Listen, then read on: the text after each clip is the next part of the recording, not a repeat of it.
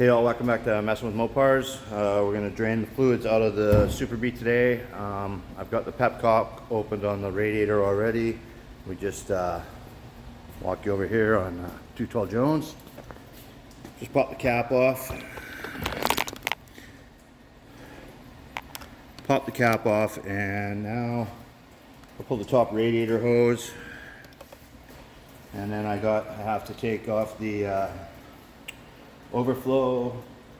I'll get this battery out of the way, and then we'll probably climb over and take the lower rad hose off so we get some more water out of the block. It'll come out a little quicker. I'm just trying to bleed off a bit right now, and then we'll get the radiator out of the way, and after that we'll drain the oil.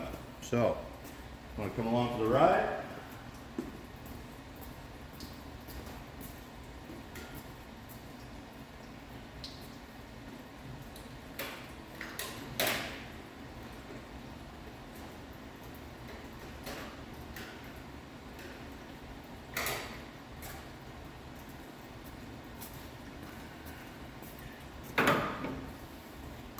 Get another table so that I can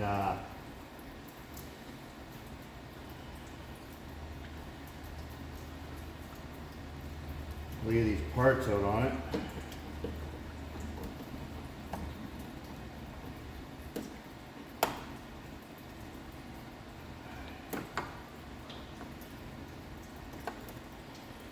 You know, she was getting a little worn when the clamp's embedded in the hose itself.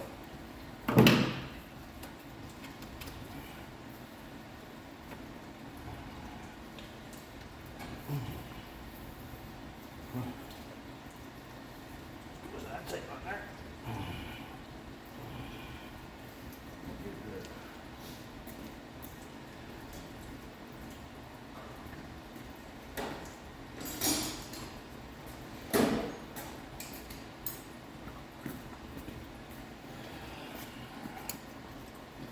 Just take a set of channel locks. Let me move you over a little bit.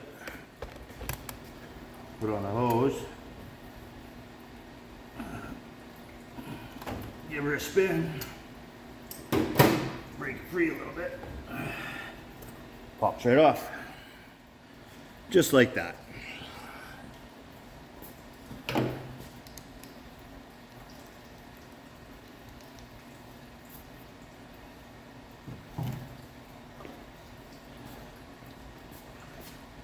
Okay, now,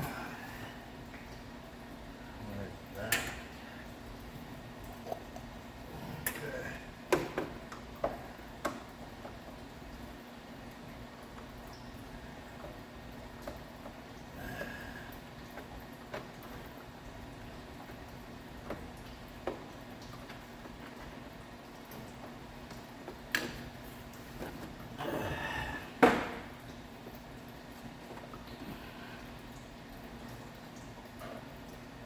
Come on.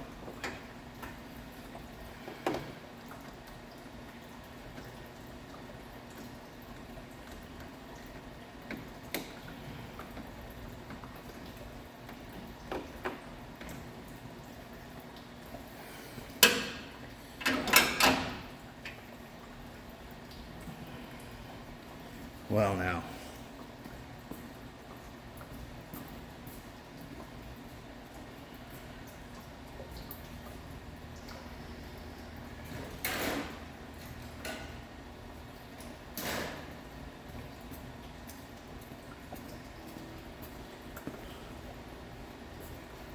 Give her a shot with a little longer screwdriver. Maybe I can get a better angle on it. An electric fan in the way.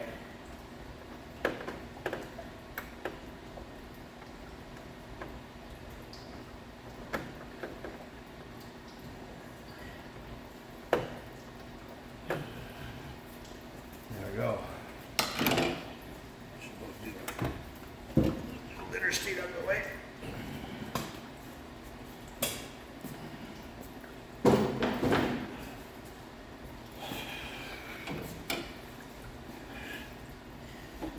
We should just take the battery tray right out of the way too.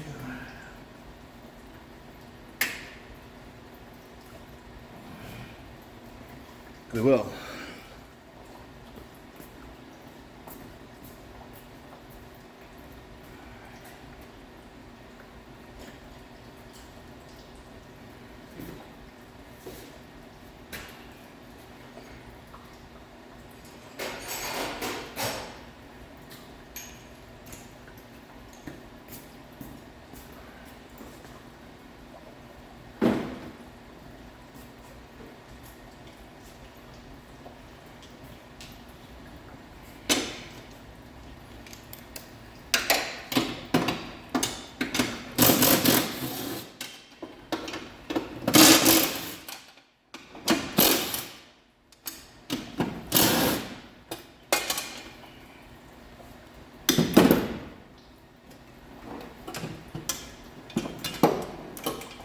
There we go, a little more room.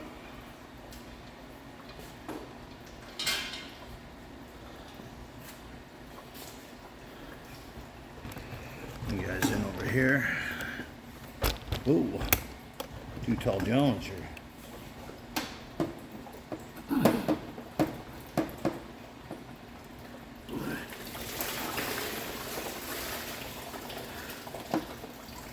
There we go. That is that, as they say. Now get this out of the way. Oh, wrong size. It's okay. Little tech tip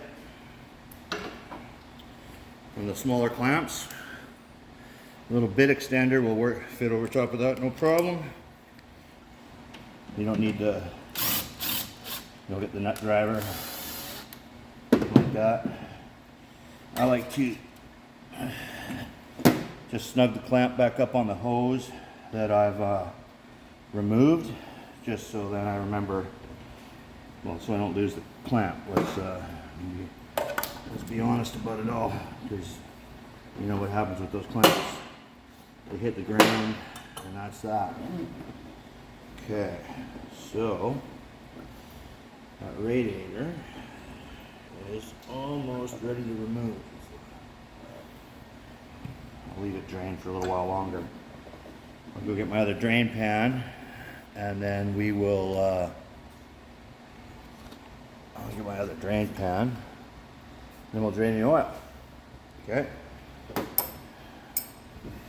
Now that I've got the battery tray out and the battery out, I'll disconnect the wires for the radiator, drain the oil. I'll leave the filter on it, right? Just because there'll be some oil in the filter, won't come out. Then I'll get underneath the car while I'm draining the oil, disconnect the headers. I'll put it in neutral, spin the torque converter around, disconnect the torque converter. Then we'll come back up top. We'll take all the linkage off, the carburetor off. I'll film all that stuff, because at least you'll be able to see that. Underneath, you're changing oil, right? Basically. And there's 6 bolts for the collectors. Probably have to disconnect the headers up here, and then I'll tie them off, and that way I can get at the starter and disconnect the starter from down below. But we'll work our way through that as we move ahead. I'll bring you back on board once we start taking the radiator out and stuff like that. I'm gonna let it drain probably for an hour or so, and then we'll take it out.